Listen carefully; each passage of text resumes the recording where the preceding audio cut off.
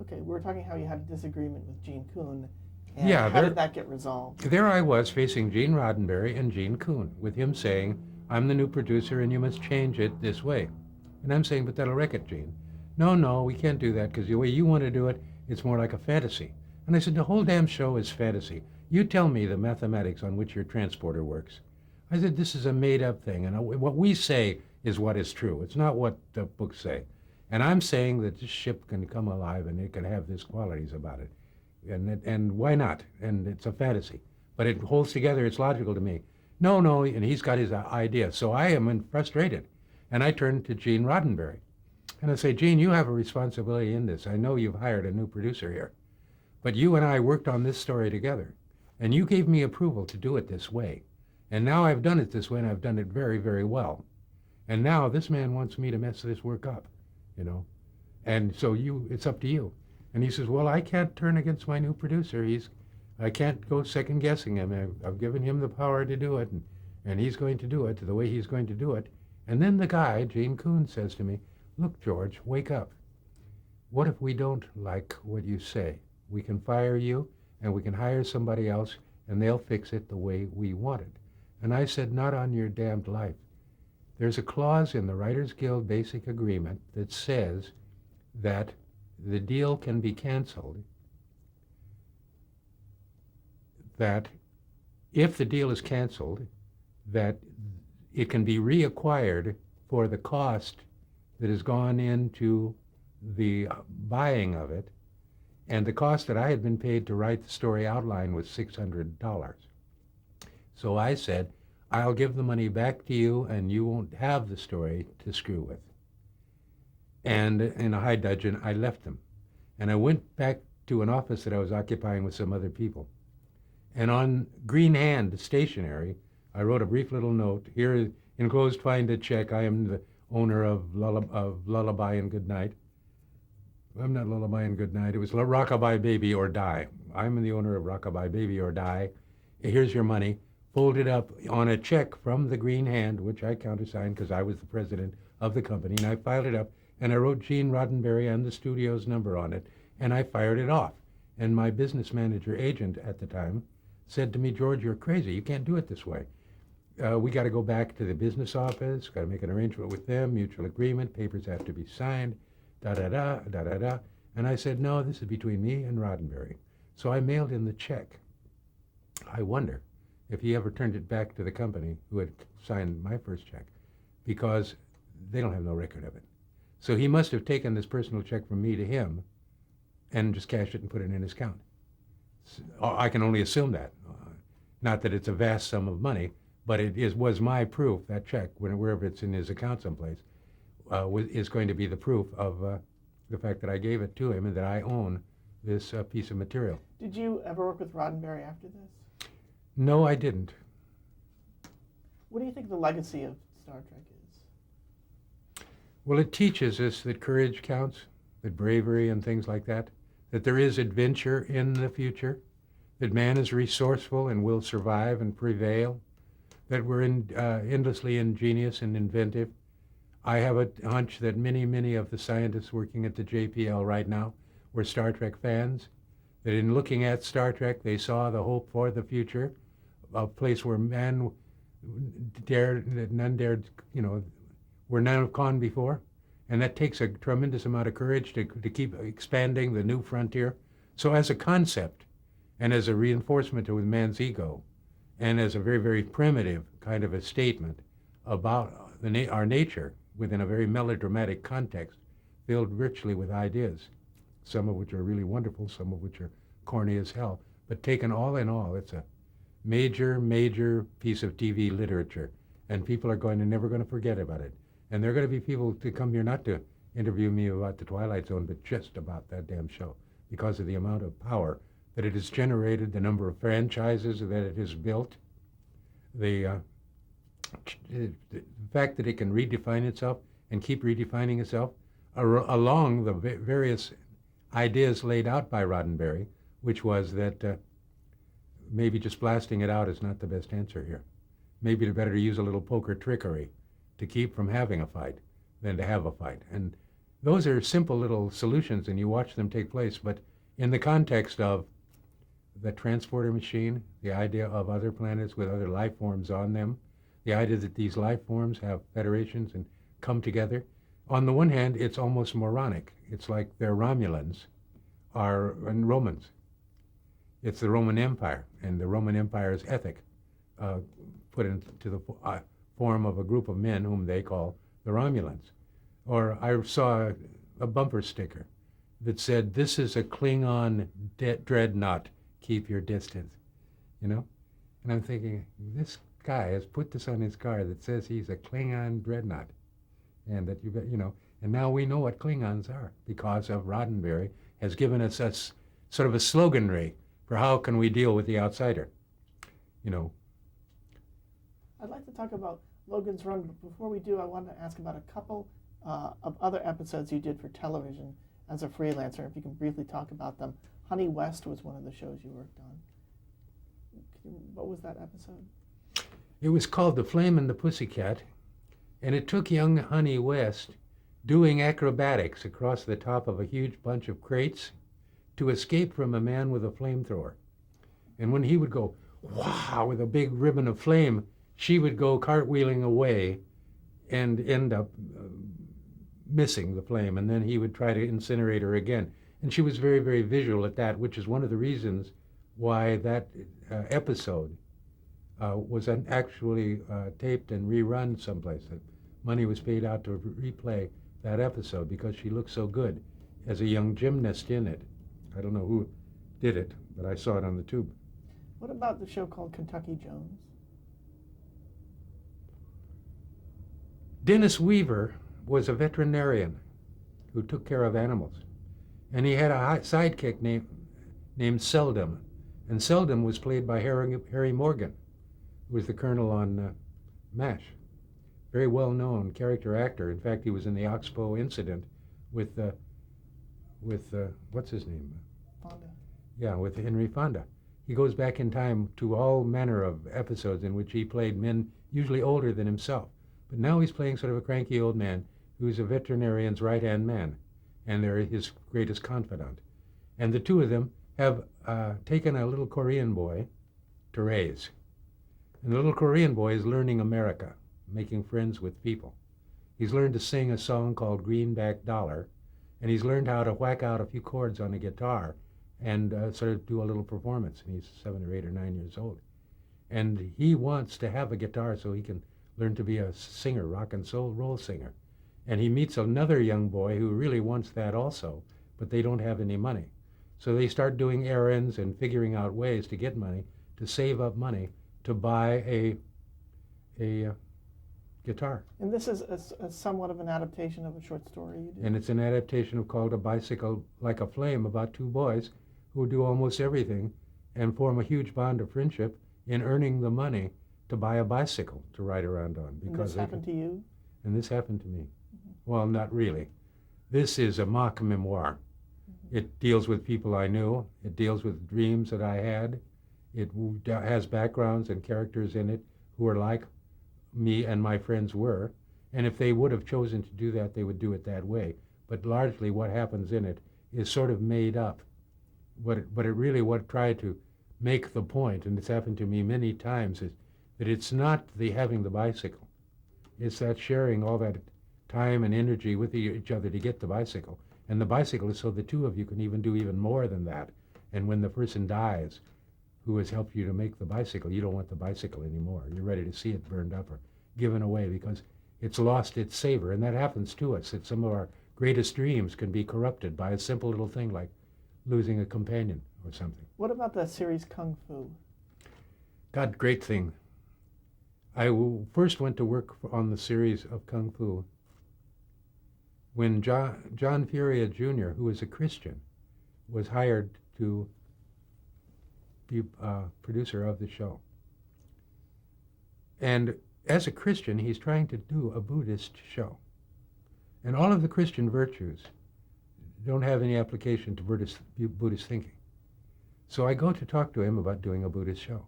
And I find him a very interesting fellow to talk to in that it's very hard to talk about another whole different set of beliefs that don't have to do with the kind of civic virtue that Christianity teaches. Turn the other cheek and all that stuff. Like even the belief in God. One part of my little drama is these people want Cain to give up his gods. If he will abandon his gods, and they will let him live, because then he can serve Atul, the great Atul, their god. But he doesn't have any gods. How can he give up his god? His god is mankind. There are no gods for him. There are only superior men who can become immortal, and all the things that Tai Chi Chuan is supposed to teach you. He believes in all that, but it's for the idea of being able to say, well, I don't believe in Jehovah, or I renounce Muhammad, whatever. No. So that's the dilemma, and I'm trying to convince this guy about all this stuff. So he ends up hiring me, but he ends up also being moved from out of the job because it's realized that that's not where his great talent is in Kung Fu. That if this was a Western show, he'd understand it perfectly. The Little Red Schoolhouse, he'd understand everything in it. Okay, so now I'm working for some other people, and I start writing Kung Fu. Now, the thing about it is that I became very interested in the Mexicans, and I became very interested in the Chinese. And as a result of reading about the Chinese and their historical situation and their philosophies and their philosophers, and as a result of reading about the Aztecs, I developed a concept of how the Aztecs lived that took account of all of the known facts, but did not interpret them in the standard way. For an example, in the middle of the town square where Cortez and the people with him arrived, they found a huge building that was obviously designed for a human being to lay on it, to be stabbed and cut apart, for the blood to run off through all these little runnels into these containers and catch all things, and then for them to have their bones flinched off of them, and all of this, and it's taking place in a public place. And what in the hell is that all about? Now, they don't put two and two together, because they also have these huge, huge buildings that are huge, airy, open pavilion kind of things, but they're vast, and they have these racks with these rods on them, and they're human skulls racked on these racks and hung up there, more skulls racked, so that when you step into this, you see rising tiers and walls of human skulls in this building. They called it a teocatl, which means a god house. Teo is one of the words for God. And what the hell was this? When Cortez found it with 10,000 skulls in there, he considered it idolatrous. He saw these big things set up. He threw them out, big statues that set up to represent the various tribes. The Aztecs didn't have a written language. They did drawings. They were cartoonists, and they had an inner group of families that owned the whole place, and everybody else wore little skirts, and they were peons, and they worked for the Aztecs. And the Aztecs, depending upon what pouches or earplugs or nose rings, you could tell what family they were. And he had all this stuff, all written down in a codex, which is not writing. So having read all of this, you incorporated this into your episode. And I tried to make this story about Moctezuma and what had happened to the Aztecs that made them abandon Quetzalcoatl's, because these people came out of the sea wearing iron and shooting off these irons, and they brought these fierce chargers, and they rode these things, and they destroyed and killed everybody, and there was only one way to escape, and that was to travel north until they came to these caverns, and they came into the caverns where they found Atul, the great god Atul. And he was the one who provided the something in the maze, the manok and the maze. And he, our hero, is trapped in that environment underneath the ground, and they are saying to him, we won't let the ceiling come down and crush you, and we'll take you out of there. But first you've got to get rid of your gods.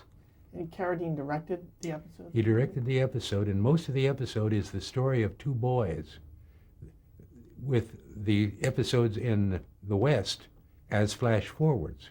Their standard format was the stories take place in the West, and they have flashbacks. But I tried to keep their formula, but destroy their format, by reversing it and making most of the story take place in China, dealing with the young boy who is poisoned by another boy for a purpose. And we come to understand what this purpose is. And during the delirium, the boy flashes forward to where he's the man trapped in a cavern, being faced with this weird dilemma by a eerie priest. Why did Carradine want to do this episode, do you think? Did he because the boy would do most of the acting. He could play director. He could get 40% of the goddamn picture. He wouldn't have to be in it and learn lines. He could stay outside of it and get the kid directed, and then 40% of the picture he'd be in it, and he'd have to direct himself. But the less he was in it, the more he wanted it. And he had 2 scripts to pick from, and his contract said he could shoot one himself and direct it himself. So he picked mine. And when I followed him and tracked him down on the set in the caverns, I ended up making friends with a guy who played the high priest, the high Aztec priest, a tall, gawky man named Michael Green. And I used Michael to make a pilot that I have of a remake of A Game of Pool, and he's really quite excellent in it. We became pretty close. But when I saw Carradine, I approached him. He was out on location in the back part of this ranch. And there he was climbing along with his bare feet. So I'm in his path. So I say, "You're the director?" And he says, "Sort of," and gives me a wry smile and starts to try to sort of climb around me. And I see his bare feet, hideously checkered and torn and broken, filled with welts and wheals and scabs, and it's almost unrecognizable as horny-looking feet. And there he is walking on them, over these rocks and stones and making good time. So I fall in beside him and I say, "I'm the writer." And after that, it's no problem. I follow him to this gulch where he's got it all set up, and they're now underneath the ground where he's arrived. And there he is being consulted by this warrior who's attacking him with this bladed club, and it's wonderful stuff. And I watch him do it. And then later on, I watch him do a scene where he's looking at this old man who's being brought forward at the conclusion of the story. The young man was doing it because his father was dying, and he wanted to know what the land of the dead was like, so his father could be one of the few rather than one of the many. And we're shooting this scene at the end with the old man. And there's a pond back behind it. And Carradine has brought them to bring 2 swans, and he's turned these 2 swans loose on the lake. And at first they flutter and squawk and everything. And then they settle down and they start cruising around. And then he starts shooting this old man on a pallet, talking these things and coming to understand what sacrifices his son was willing to make for him. And he's sorry that it all happened, and everything has been resolved, and there are these damn swans. And it's so bloody exotic. And I turn around, and there's his wife. What's her name? The son is named Free, Barbara Hershey. There's Barbara Hershey. And she's got this kid on her arm, on her hip, actually. And he's a young boy, and it's Carradine's kid. And he's named Free, and I'm introduced to him. But anyway, it's really quite wonderful moments that I have of remembering how well they made that episode come out, and how much kind of weird Buddhist wisdom there is in it.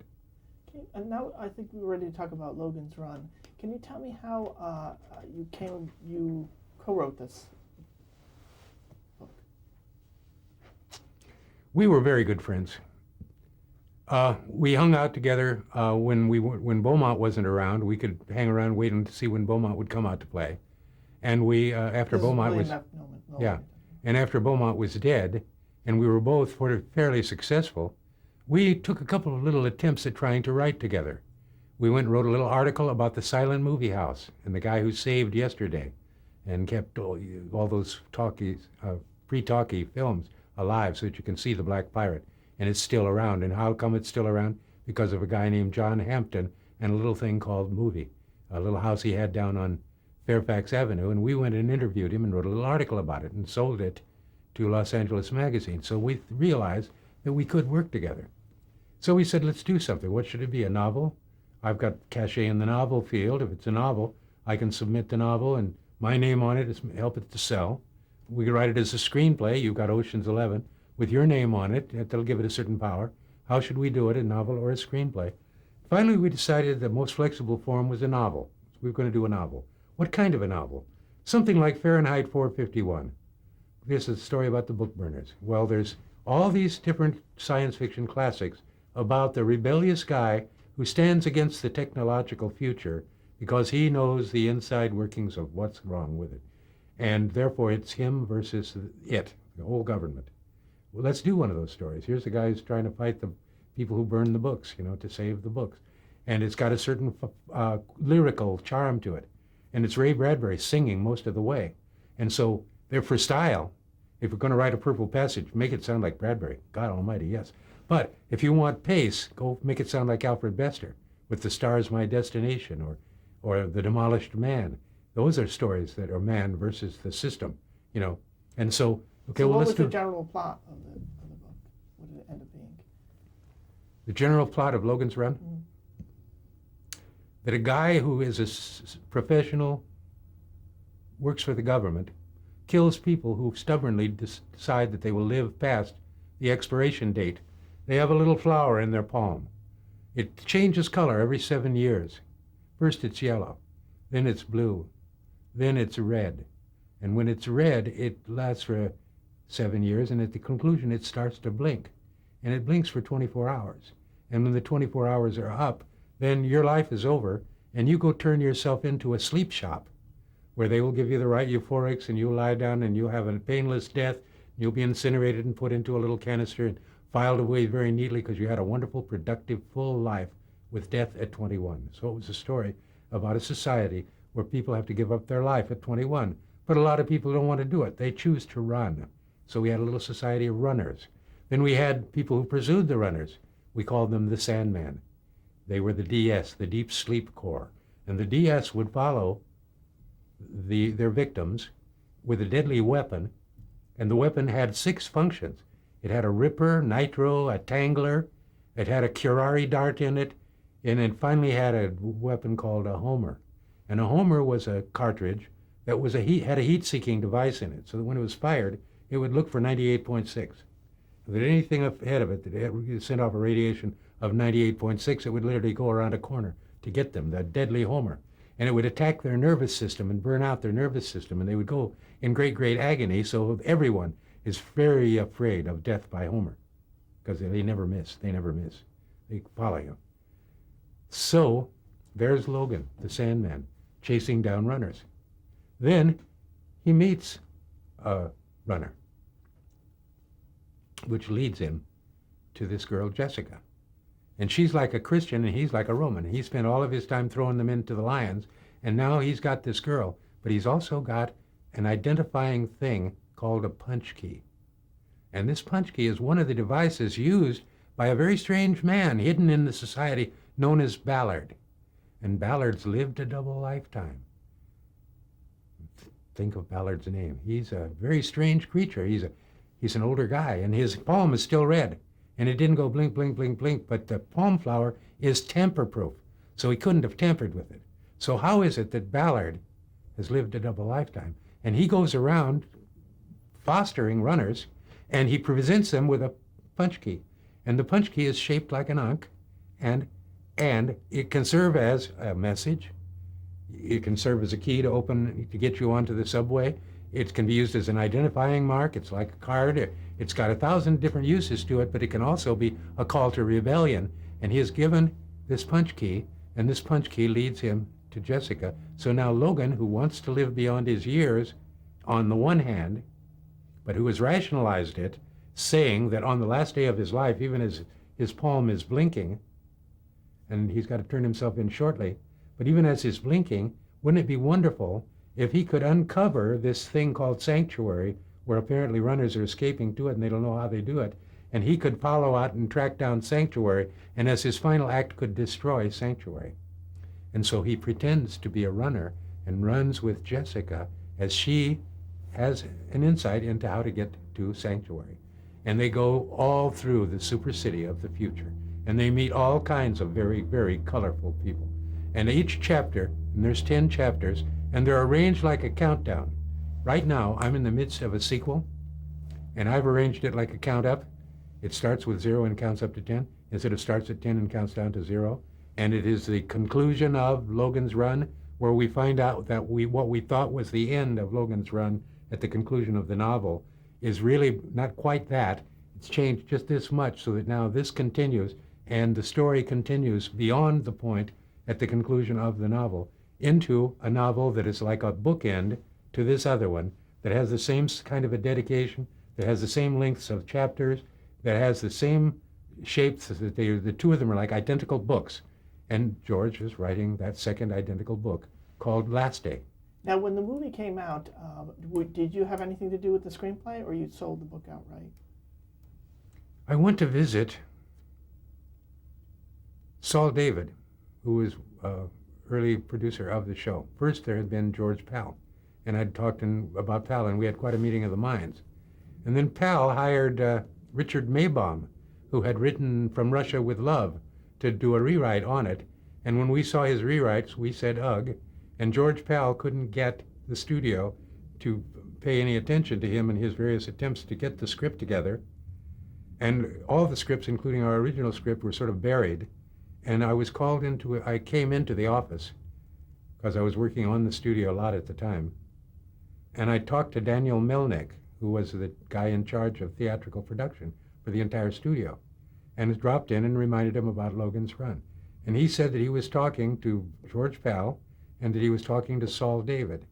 And who did I think could do this? And I knew Saul Davis as the editor at Bantam Books, and he had bought a couple of friends of mine's stories, including Charles Beaumont's stories. And so I had met Saul David, and I knew him. He had also made that wonderful Journey to the Center of the Heart kind of story where he had a submarine inside of a body story, and it was a very successful film. And there he was, ready to do this film. And he's talking to me, and he's saying, you know what your story really is, George? I've looked it all over, and I understand it better. This is a story that could have Richard Burton and Elizabeth Taylor in it, and she's a Christian, and he's a Roman. And he's got to kill Christians, but now he has a change of heart, and now he has to flee and escape with the Christians. That's what the story is. And I said, no, Saul, that is not the story. But he said, no, that's what it is. And so now I'm talking to Daniel Melnick, and I'm undecided. I've seen that George has never made a picture cost more than $1 million, even though War of the Worlds less than $1 million. And I can also see that he's out of favor. I can also see that this guy wants me to say Saul David, but all I can say is, well, Saul sounds like a good choice if that's where you're going to go. Yeah, I think you could do worse than get Saul David to do it. So now the next thing I know, Saul's got it. So I go to his office.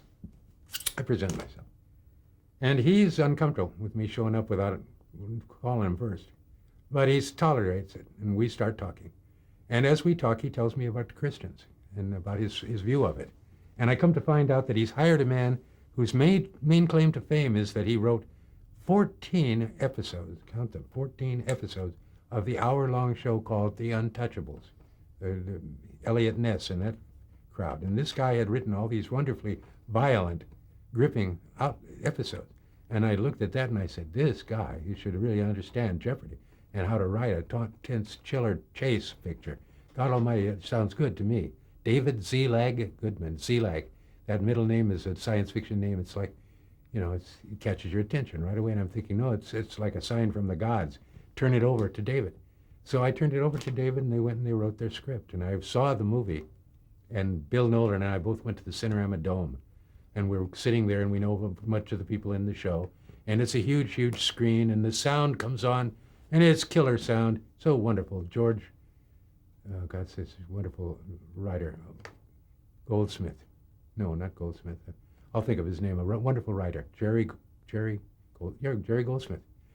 And then the picture starts to go, and it looks really terrific, and all of a sudden it slows down, and then there's a lot of stuff in the nursery, and there's a lot of stuff we didn't write, a lot of stuff aren't in the book, and then there's the chase, and that's how they did the maze. Oh, that's how they did that.